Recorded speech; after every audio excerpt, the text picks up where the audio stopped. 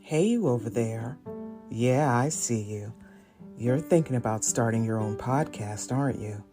Well, if you haven't heard about Anchor by Spotify, it's the easiest way to make a podcast with everything you need all in one place. Let me explain because I have some experience here. Anchor has tools that allow you to record and edit your podcast right from your phone or computer. When hosting on Anchor, you can distribute your podcast on listening platforms like Spotify, Apple Podcasts, and more. It's everything you need to make a podcast in one place. And best of all, Anchor is totally free. Yeah, that's right. You heard me. Totally free to record, edit, and distribute your podcast. It doesn't get any better than that. So download the Anchor app or go to anchor.fm to get started.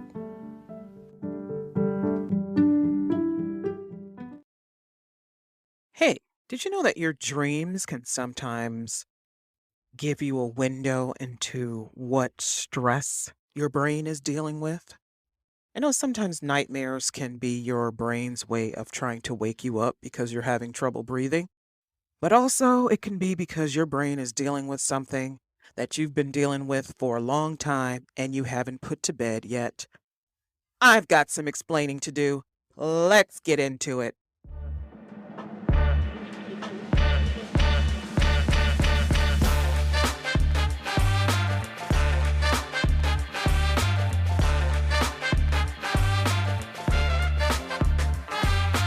Ladies and gentlemen, welcome to Ayana Explains It All, new episode this week.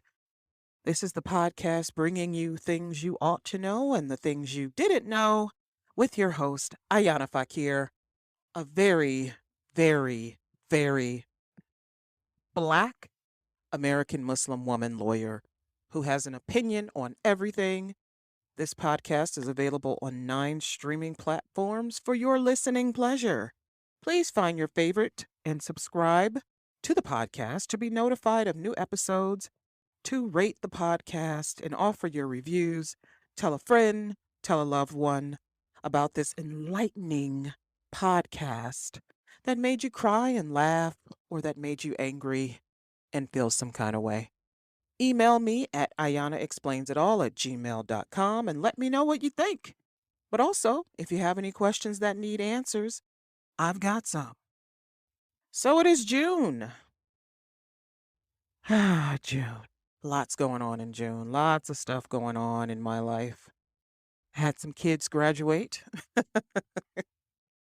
I've almost put it out of my head because it was just like so dizzying. It was from one graduation to the next graduation, but then it was from like one event with lots of people to another event with lots of people to another event with lots of people, and scurrying and scrambling and making sure everybody had their outfits and their shoes, and making sure that, we had places to park and tickets and all this stuff. And for me, it's a lot because, as I've told you before, I work from home.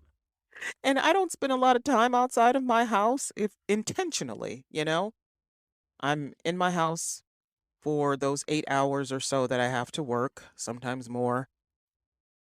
So I'm not around people a lot. I spend a lot of time with my kids or by myself. So when I go out, it's a big deal. So now that week is finished, and my son has graduated high school and my daughter is moving on from junior high school, we can do a bit of resting before they get into their summer activities. It is June. You know what June is? And until I was researching, because I love to do my research for my topics, I don't just like to talk off the top of my head, although sometimes I do. But June is PTSD Awareness Month. And PTSD is my topic for this week. And I'll tell you guys what triggered it. But when I was researching this, I'm like, damn, everything has an awareness month, right? You would think with all of the awareness we're doing with every subject, every facet of life with all of the awareness, people would be more knowledgeable, one, sensitive to these things, two, empathetic, three, but people are none of those things, four. People are heartless and dumb and say dumb things and insensitive things and and PTSD is one of those invisible illnesses like depression and anxiety. But PTSD is also it's scars. They're invisible scars. And so when you're going through it, people have no idea. And there are things that are going to, I'll get into this later, but that are going to trigger you, that are going to remind you of your trauma and whatnot, and people aren't going to understand it. So they're not going to be sensitive to it, or they just don't give a damn. Like 4th of July. Well, usually, I'll say this, around Memorial Day starts fireworks. Like and in whatever state you live in the United States, they have different rules, but Ohio recently made it easier for people to set off fireworks. So there are fireworks going off as soon as summertime hits. And for a lot of people and their pets, this is like triggering the loud noise, the popping, the booms, the explosions. And let me tell you, people who are not sensitive to PTSD, who don't understand it, and people who don't care, they really don't care. They don't give a fuck. So they're just going to do this, and you're going to have to find a way to cope, is basically what society tells us. So all of these awareness months, they're wonderful. They're good for getting out the word about what's happening. There's Black Maternal Health Month, and there's Minority Health Month, and there's Breastfeeding Awareness Month, and there's, PTSD Awareness Month, Mental Health Awareness Month. For all of these awareness months and all of this talk that we do about these topics endlessly on social media and through news outlets and, at work around the water cooler and whatever, for all of this talk we're doing, we're still not sensitive to these issues. We still make ignorant remarks, insensitive remarks. We still don't take people's feelings into consideration when we're writing or speaking or having a conversation. It's not that you have to always take everyone's feelings into account, but when you're dealing with someone, when you have a friend or a loved one or, a family member, child, whomever you're close to, yeah, you should be aware. You should know, especially if they've made you aware of it. And people shouldn't have to tell you these things twice, right? But here we are, Awareness Month. PTSD Awareness Month, and I've had to make people aware of things more than once. And I've discovered that people just don't care. They don't care. We're so self-centered, and there are times when that's fine, but we're so self-centered, so concerned about our own interests that we don't have the ability to take care of other people's feelings when they're around us. I'm not talking about like tiptoeing around people, but there are certain things when a person has PTSD. There are certain things, certain subjects, certain movies, incidents that will remind them of what happened, and they don't want to talk about it. They don't want to hear it. And then there are people like me I've dealt with my trauma finally. I've put to rest all of the negative feelings and things that was reminding me of my trauma, all of the triggers and everything. And so now when I read stories about um sexual violence and sexual assault and molestation and physical violence and emotional and verbal abuse, etc., I don't get triggered as easily as I used to. If I'm too saturated with the information, then I will become triggered. But it used to be that all you had to do was mention it, and it would send me into a tailspin, and I would, become sad, and I would be ruminating about it, and I wouldn't be able to stop.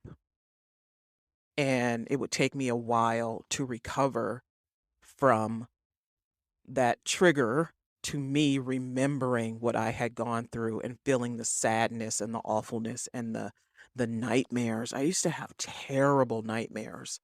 Terrible. Just I can't even tell you. It was so bad. And I used to have fears, dealing with a lot of fears, like fears of standing in front of a window because I thought somebody was going to come after me and kill me. Just things like that. I've had to put to rest so much, so much. So I'm not as easily triggered as I used to be. I understand people who are still dealing with it or who never really dealt with it. They might be easily triggered. And the reason why I'm talking about this is because while it's hard to talk about mental health and mental unwellness, mental illness, it's because we have to leave ourselves vulnerable. We have to make ourselves naked to other people in order to talk about these things, in order to deal with them. And you have to essentially, lay your shit bare, is what you have to do in order to deal with it. But not only deal with it, but to help people understand that they're not alone. And you can't just say, oh, I've been through it, you're not alone. Sometimes you have to actually describe and talk about what you've been through in order to help people sort through their own mess. And so that's what I feel like I do here, is to use my personal stories and personal experiences to really help people sort through. And I don't do this, I don't share this stuff for the sake of sharing. I feel like there are some people who are just sitting somewhere waiting to gobble up pieces of information about you to use it against you. So I don't share anything for the sake of sharing. I'm telling you these things about me and my life because it really highlights the importance of whatever it is I'm talking about. It also makes it seem real, and it helps you to see that I'm not someone who's just talking out of the side of my neck about something.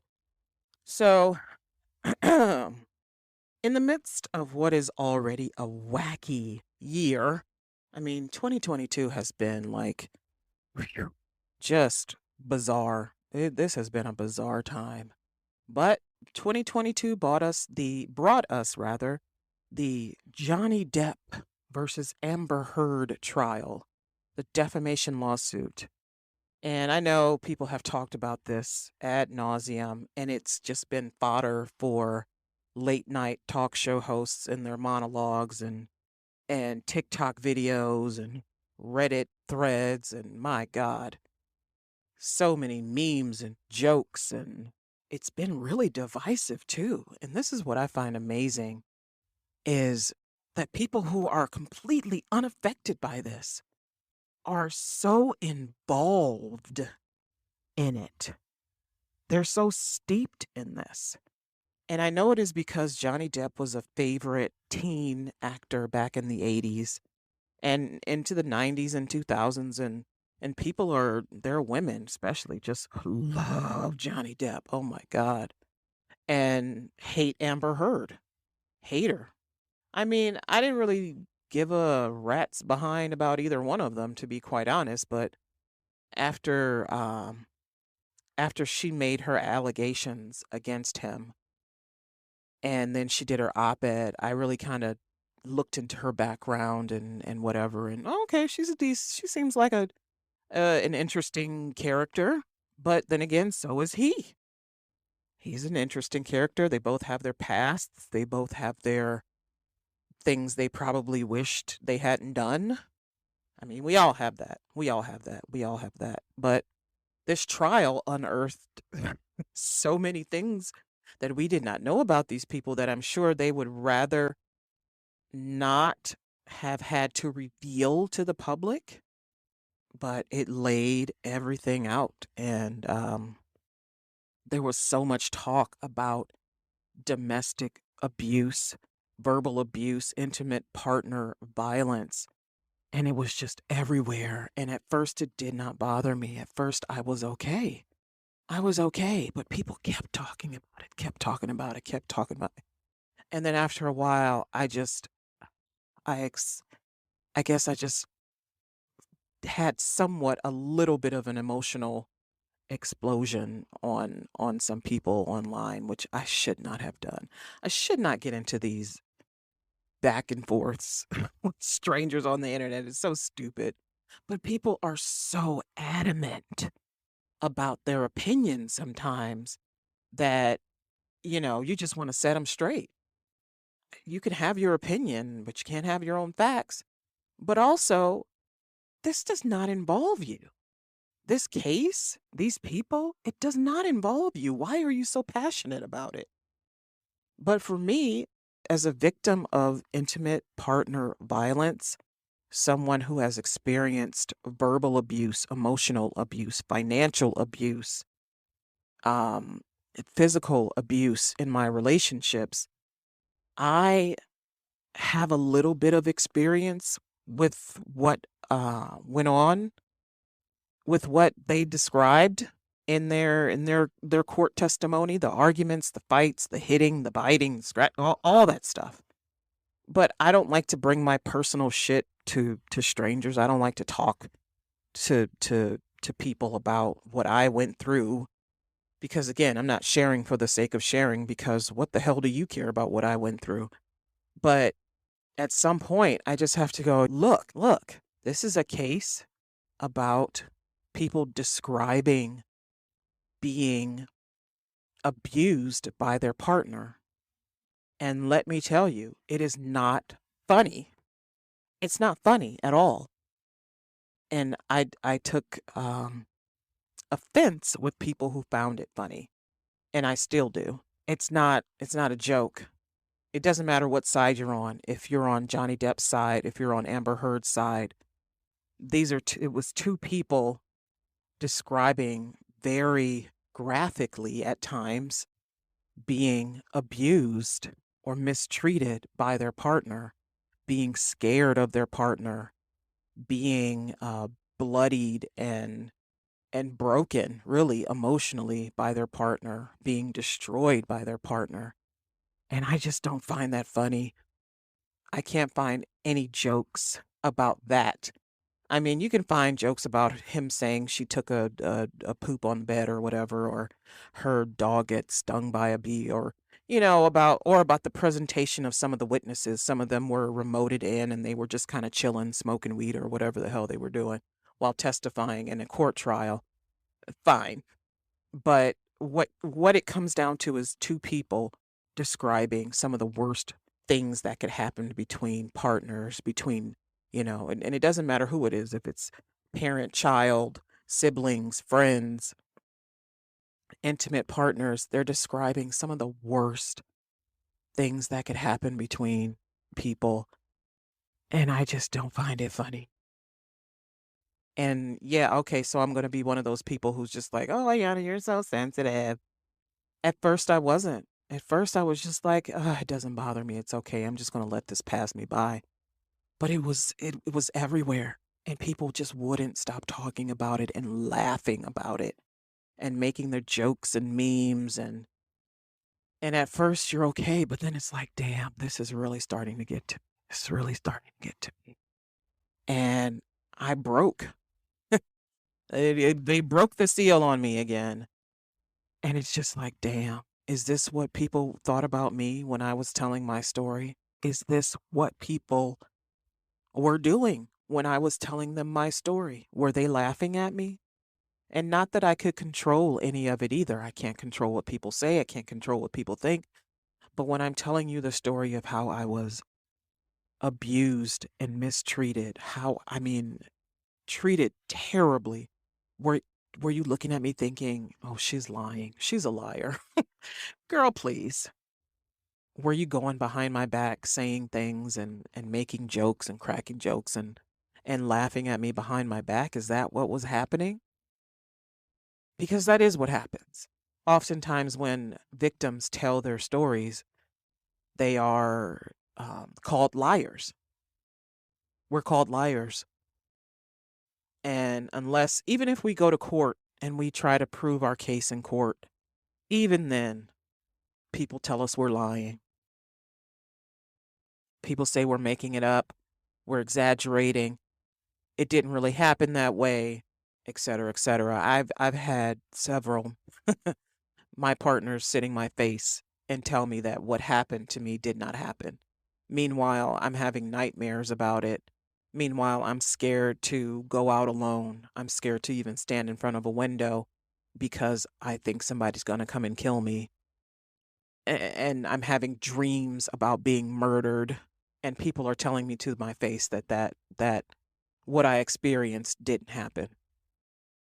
This is why PTSD is a sneaky little bugger, because anything can trigger you. Anything. And you could think that you're doing okay, that you're fine, and then bam, something happens and you're triggered. Like when the Me Too movement first gained steam and women and men were sharing their stories about being sexually assaulted and sexually abused. It was, for me, it was too much. It was too much. And then the stories that came out about R. Kelly and girls being groomed and sexually molested and assaulted. And it was just overpowering. It was just so much. There were times when I couldn't go on the internet. I couldn't watch TV stories. I couldn't watch TV shows because it was too much. Too much. Just the constant discussion of it. But then it wasn't just the discussion, it was the attitudes that people were displaying. The, oh, she's a liar. She's lying. He's lying. Well, they didn't prove it in court. Or, well, he was found not guilty. When I think about something that I've been through, it doesn't stop me. It doesn't hinder me. It doesn't throw me back into depression and anxiety, right? The thing about PTSD is when you're steeped in trauma, you're kind of debilitated.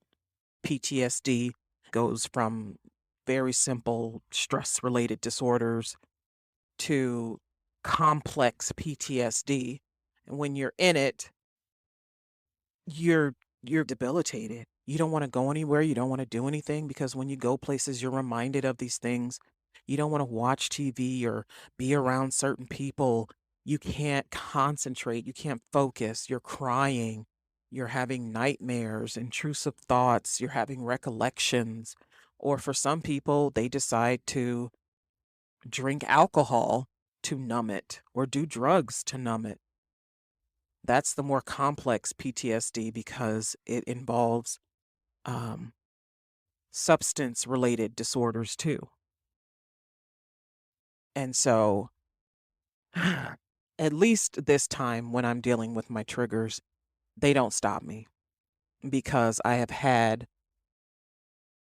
appropriate therapy to help me learn how to deal with this.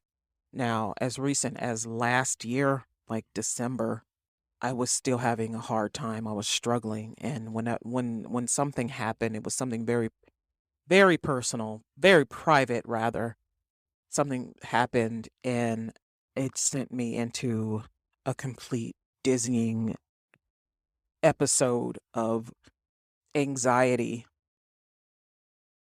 because I had been triggered by this thing that happened, and all I could think about, I was just so anxious and nervous and completely um unable to, I couldn't think clearly is my problem. I couldn't think clearly. And I was scared. I was so scared. And I essentially had to work through that with my therapist. It took, it didn't take long because I had already had a lot of the tools to deal with it. But it knocked me off my feet. And I had to be reminded that you're not there anymore. You're not there anymore. That isn't happening to you now. It isn't happening to you anymore. That person can't hurt you. You're not there anymore. You can't be hurt by them. They don't control you. They are not in charge of you, et cetera, et cetera, et cetera. And that really helped. that really helped to remind me that I'm not in the situation anymore. And that's what happens with people who have PTSD. You feel like you're always there, or that the person, the trauma is coming after you. And PTSD can happen from a natural disaster, a serious accident. We know about combat, war related PTSD, and also assault, you know, sexual assault, domestic assault, et cetera, et cetera. So, since we like to deal with facts on this podcast, I'll just give you guys a quick definition of PTSD. And it is an ongoing mental health response to trauma, whether an isolated incident such as sexual assault or or a recurring issue like living in an abusive household. Did you guys know that bullying can cause PTSD as well? Yeah, kids who are bullied often deal with PTSD. But generally, you have to be diagnosed by a psychiatrist, and it involves exposure to a traumatic event, either directly or indirectly, symptoms that continue for at least a month, and that negatively affect your relationships.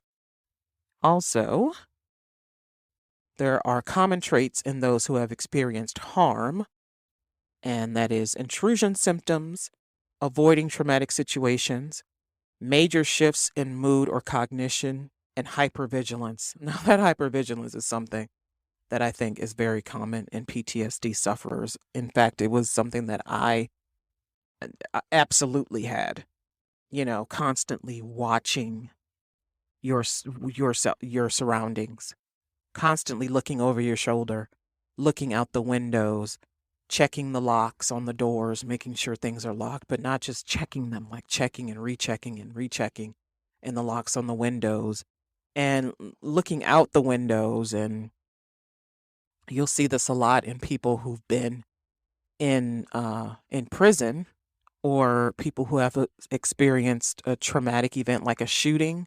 And people talk about hood hypervigilance, like for people who grew up or who live in the hood, who are always looking over their shoulder. There's a reason they're always looking over their shoulder, because that when they looked over their shoulder once, that they saw a gun in their face, they had to run suddenly. And for people who've been in prison, when you look over your shoulder, there's usually a fist coming at you, or somebody trying to do you some harm, or somebody trying to steal something you have, or it's something where you're in trouble and you have to think or act quickly, and it usually leads to harm for you. And so there's that hypervigilance once you're out of the trauma, once you're out of whatever you had to live in for that moment. Once you're out of prison, you're still looking over your shoulder. You're still cognizant, like hyper cognizant of the people around you. There's mistrust of people. Absolutely. You don't trust anybody. And people will tell you to trust them, but you don't, and you won't. And you have to learn to trust people again. And if you've been in a natural disaster like a hurricane or an earthquake, you might experience that in your dreams again, or you might be scared to go back to the area where that happened. So for people who lived through Hurricane Katrina, when they left the New Orleans area and they had to go back, it was scary for them, because all they could remember is the flooding, losing their neighbors and losing family members and losing pets, and living through that ordeal, and they can't do it. They cannot go back. They don't want to talk about it because it hurts too much. Not just the loss of their stuff and the people, but just thinking that they were going to die, thinking that they were not going to live, and then having to live through it in those first few weeks and days and months, and how people were crammed into I forgot the name of the stadium there, but they were all crammed in there and living in the worst conditions until they could find new shelter. And when people talk about these things, they will start to cry. Like a few minutes ago, I was about to cry. And all I'm doing is sitting here talking about something that happened to me a long time ago. But your brain does not forget. You may not, it may not be interfering with your daily life anymore, but your brain does not forget. And it's good, but it's also bad because again, these triggers might send you into a tailspin, might send you into depression or anxiety, but you want to remember so that you don't go back for, and this is for victims of assault, so you don't go back to the situation that led to you being assaulted. So you don't go back, you don't choose partners who are abusive. You don't, you, how do I put this? You disassociate from people who were abusive to you. And this could be family members like parents. I know people tell you to, especially for parents, you're supposed to forgive and love them anyway, no matter what they've done. No matter what your grandpa, your grandma, your mom, your dad did to you, you're supposed to be forgiving and let it go and move on. I don't know why we do this to people. I don't know why we do this to people, but maybe they think it's because it's easier for them if you would just go along to get along, right? So they tell you to forgive and forget. But that's not how PTSD works. You can't forget. You cannot forget. It's stamped on your brain. The trauma is stamped on your brain. It is a scar or multiple scars on your brain that they heal, but they're still there. It's like, a pimple heals, but the scar from the pimple, because you picked it, is still there. And I got plenty of those. But people will tell you to love your abuser. They will tell you to love your abuser. They will tell you to forgive them and see the good in them. And please, why won't you just for a few minutes or just for this event? Like if you have to go to a wedding, and I've seen this story. I saw this story before. I can't even remember what the context was, but I think it was a family reunion and a girl had a camera on this man who was, I believe, her uncle, and she was detailing the story about he had sexually molested her when she was a kid and no one did anything about it. And here he is in the same room with her because again, no one in her family had done anything about it so of course he was going to be there cuz he's family and people love him, and of course she's there because she's family and people love her. But you're being forced to confront these people who caused your trauma. There's no way that you can heal in this context. You cannot. You have to completely separate yourself from the person who caused the trauma or the thing that caused your trauma. There are combat vets who've done 3, 4, 5 tours, what have you, overseas in the various wars in the Mideast or in Vietnam, and they came back and they were told, oh, where we have to send you back. You have to go back. And you're just like, oh, shit. I can't do it. Mentally, I'm not there. I can't do it. I saw my buddies killed. I saw people in my platoon murdered, or I've had to kill people and I can't do it. Mentally, I am not there and they don't give a fuck. They just send you back. Well, this is kind of the same thing when you're telling someone to be in the same room with someone who abused them. When you're telling someone to essentially forgive and forget this assault that happened. When you have to go to work and the person who assaulted you is your boss. For actors and actresses who had to work with the person, or producers who had to work with a TV host who had sexually assaulted them. They're being told that they have to do this or you'll lose your job. Or for someone like me, you'll lose access to so and so. You'll lose access to me if you don't forgive and forget this what this person did to you. Or we'll cut off we'll cut off money. This is the one that happens a lot. People threaten to cut off economic access if you don't forgive and forget and put your arm around the person who assaulted you. It's ridiculous. It's absolutely ridiculous. It's absolutely ridiculous. Do not do this. Do not do this. Do not tell someone to forgive and forget their abuser or the abuse or the assault or the thing that triggered, the thing that led to their PTSD, their bully. Do not tell people to forgive and forget this. That's number one, it's not going to happen.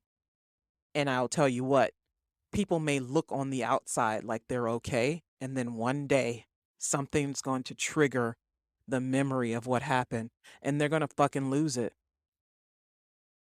People, sometimes describe it as that person snapped, which I hate. I hate it when people say somebody snapped and killed someone. No, they usually plan that shit.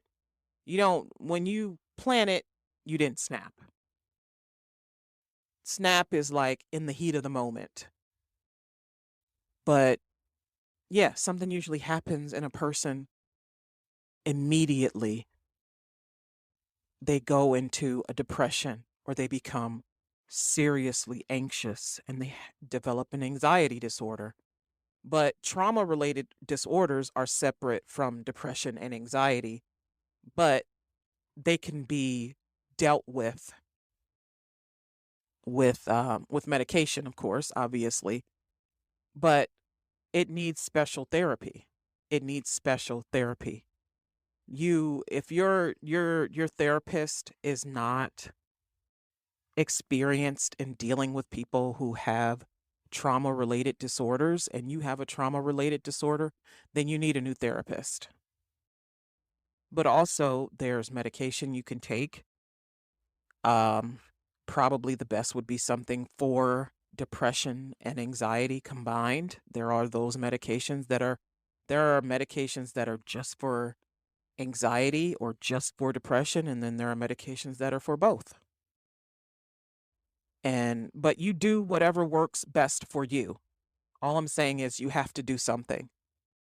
It's like that old saying, you deal with your baggage before it deals with you.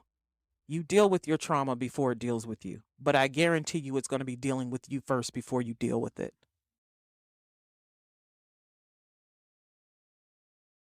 So, I touched on this a little bit, but originally PTSD was something that that psychiatrists, mental health professionals believed was only for combat veterans, for military service members. But now we see that anyone can suffer from PTSD. Even children can develop PTSD. And PTSD,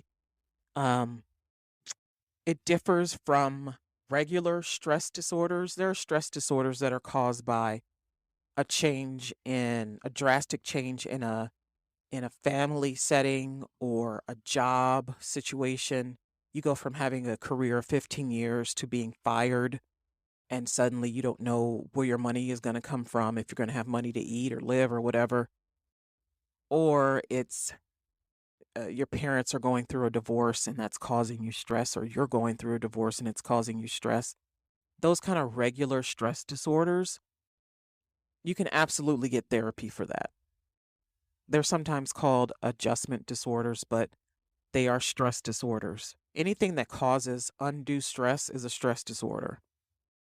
And you can get therapy for it. You can go to group therapy, you can go to individual therapy, but you have to talk to someone because stress will kill you. It can kill you, rather. it will do its best to try and kill you, to destroy you, physically and mentally. So if you're experiencing something like that, you absolutely should receive help for it. Complex PTSD and treatment for it is a little different than regular stress disorders.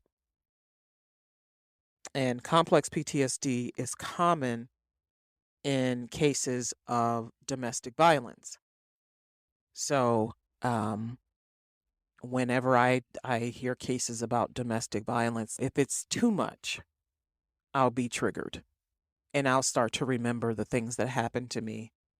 And I used to have nightmares like every night. I used to have the most intense, terrible nightmares. And now maybe once a month I'll have a nightmare. But your brain, what you dream about is your brain's way of telling you what you're dealing with. You know, people, sometimes write off dreams as being just it's just what your brain needs to do in order to keep you alive while you're asleep. But sometimes it's your brain's way of dealing with stress or showing you the stress that you're involved in at that particular time. So sometimes your brain while you're sleeping is telling you what you're dealing with, what you're wrestling with. And you better pay attention. Like I said, better deal with it before it deals with you. But one thing that happens with victims of abuse and why our PTSD sometimes goes untreated, I will say, is because we often have the blame shifted back onto us. We are victim blamed, we are smeared, we're mocked, we're bullied, we are ignored, we're sometimes cut off from our support systems. We have our reputation sullied, we have our jobs jeopardized. And as we saw with Johnny Depp and Amber Heard, abuse victims must be allowed to discuss what we experienced without fear of reprisals. Now, that case obviously ended much differently, but that was one of the points that was raised after the verdict came out was that abuse victims may now be afraid to talk about what happened because they don't want to be sued. Now, if you write about something on Facebook or, in an op-ed or do a video or whatever, or TikTok or whatever, people want to sue you, they can't. You can't stop someone from suing you. Will they win? That's a different story. Now, that is a different story. That is different. So, think about that. But anybody can be affected by PTSD.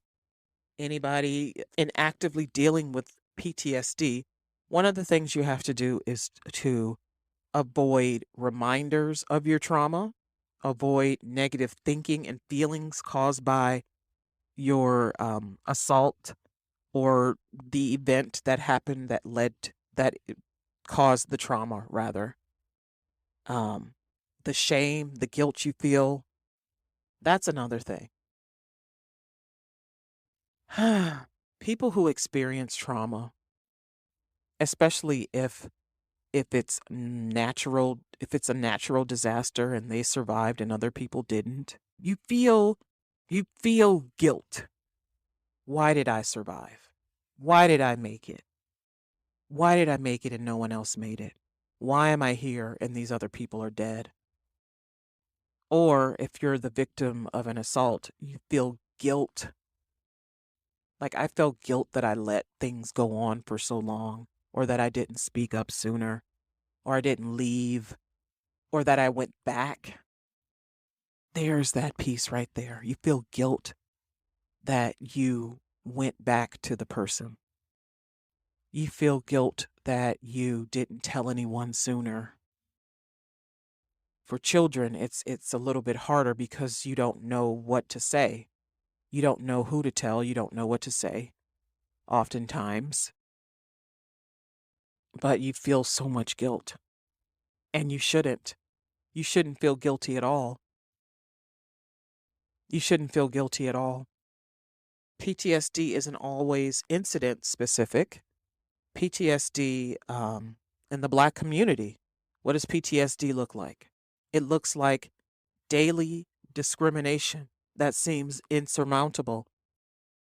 And each incident of police brutality played out on the news and social media videos keeps reigniting that trauma. When police murdered George Floyd and everyone had to witness that in real time. People witnessed it in real time. People witnessed it in videos. People saw it in videos over and over and over again. And we we worked through it, and then there were the arrests and the court cases and the riots and the protests. But then here came another one, and another one, and another one, and another one, and another one. And it seems like it's endless. It is endless, is what it is. And so every time that happens, the trauma happens. It's reignited. And so we're never really able to stop and deal with this and get over it and get past it. But one thing we need to do is not invite those images and videos into our psyche. I know it's hard when you see a video of someone being beaten or shot by police. You feel like you need to watch it for it to be real. You don't need to watch it for it to be real. You can read about it and know that it's real and know that it happened. You don't need to watch the video. That actually makes it worse. Watching it makes it worse. And if you want to be able to deal with the trauma of being Black in America, because it is traumatic, it can be traumatic, one of the things you need to do is stop watching this Black murder porn, essentially, is what I'll call it. This murder porn. Seeing Black bodies laid out in the street with sheets over them. Stop watching it. It doesn't mean that you're denying what's happening. It doesn't mean that you're ignoring the problem. Absolutely not. You're just choosing not to see the ghastliness, the bloodiness. You don't need to see that for you to know that it's real, but we oftentimes feel like we have to show this to people for them to understand that this is what happens. This is why we feel the way we feel. This is why we behave the way we behave. This is why we're protesting. This is why we're marching. They don't need to see our bodies in the street with sheets over them. I'm telling you, people are not affected by these murders, these deaths, the way you want them to be. It is outrageous. It's absolutely outrageous. But before there were video cameras, before there were things that we could record these interactions on, there were these stories. There were these stories of Black people being murdered by police. Did seeing these things help? Maybe. Or maybe it was just that enough time had passed and enough things had changed legislatively that it became unacceptable for police to do this. Maybe, but it's the same thing with school shootings and mass shootings. How many of these things do we have to see? People are not as affected by dead children as we need them to be. The change is not happening. And it's happening, again, America being a democracy where things happen slowly, it's happening too slowly.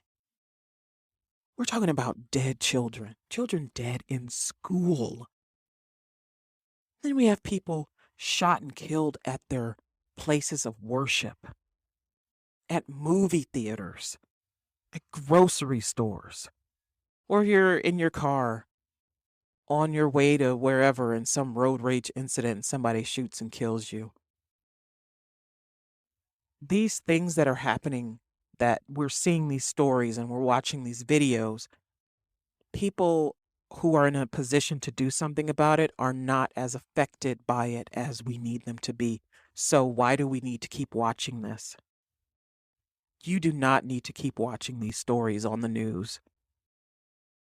Day after day, night after night, the coverage, especially of the war in Ukraine, it is exhausting.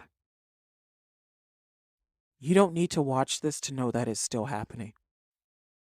When that war is over, they'll let you know. They'll tell you. You don't need to see the coverage every day to know what's going on. Now, maybe if you're living in it, yeah, maybe you need to know what's happening. But if you're not living in it, you don't need to watch that every day. You don't need to be re-victimized every day. You don't need to be re-traumatized. Sometimes you need to turn off the TVs and turn off your phone access to social media and news websites. Put your laptop away. Stop looking at these things, these images, these videos. Stop.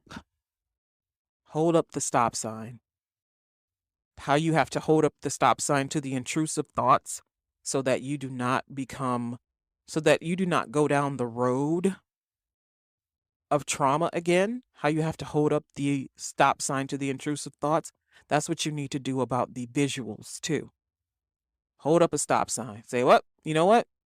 I'm actually not going to do this. Not going to do it. That helps. It helps a lot. It helps to not engage in back and forth with people, even though you know, because you were a victim of this, you know what you're talking about. That's fine. That's fine. You don't have to argue with that. You don't have to argue with people about that. You don't have to do it. And in fact, you shouldn't. It only makes things worse. It doesn't help them, and it sure as hell doesn't help you. So that is what I would encourage you to do. Also, if you feel like you might have a trauma-related disorder, if you feel like you have a stress-related disorder, please talk to a medical professional about it first, and they might suggest medication, but they will certainly also suggest therapy. And there is intensive therapy for PTSD. There's something that goes beyond medication and therapy. On the previous episode about mental health, I talked about TMS, which is transcranial magnetic stimulation. And it's something for when therapy and medication have not worked. And it seems like things are not getting better. So there is something that can help you. If you feel like there's nothing, you're wrong. If you feel like there's no way to get out of what you're dealing with, you are wrong. And I know that there are people who ultimately, because the thoughts and the pain and it's just too much, and they choose to end their life by suicide. I know there are people who are on the verge of that right now, probably. There are people who are listening to that who have maybe thought about it. I myself have thought about it when the pain was it was too much. The thought of someone who had been abused and battered and mistreated so much that I felt like nothing, and I did not want to continue living. I've been there. I have been there more than once. There are ways out of that. You do not have to end your life because of the pain that you are in. You can actually deal with your pain and have a better life, and have a good life, and have a wonderful life. You absolutely can. And if it means you have to cut off people, if it means you have to move to a different place, if it means you have to be completely alone, if it means you have to set up boundaries with people, if it means you have to take medicine and get therapy or do something more intensive, that is what it means. You're going to have to do the work. You are worth being here. You do not need to end your life because bad things happened to you. You do not need to end your life because bad things happened to you. Bad things are going to happen. They just are. That's just the way the world is. That is the life of this world. It's not going to be good. It's not going to be pretty. It's not going to be perfect. It's not going to be tidy and neat. It's sometimes going to be really ugly and shitty. But you do not have to lose your life because of something that happened to you. You can deal with that pain, deal with that trauma, put it to bed, put it to rest, and have a good and happy life. You deserve it. And this has been Ayana Explains It All, brought to you by facts, figures, and enlightenment. Take care.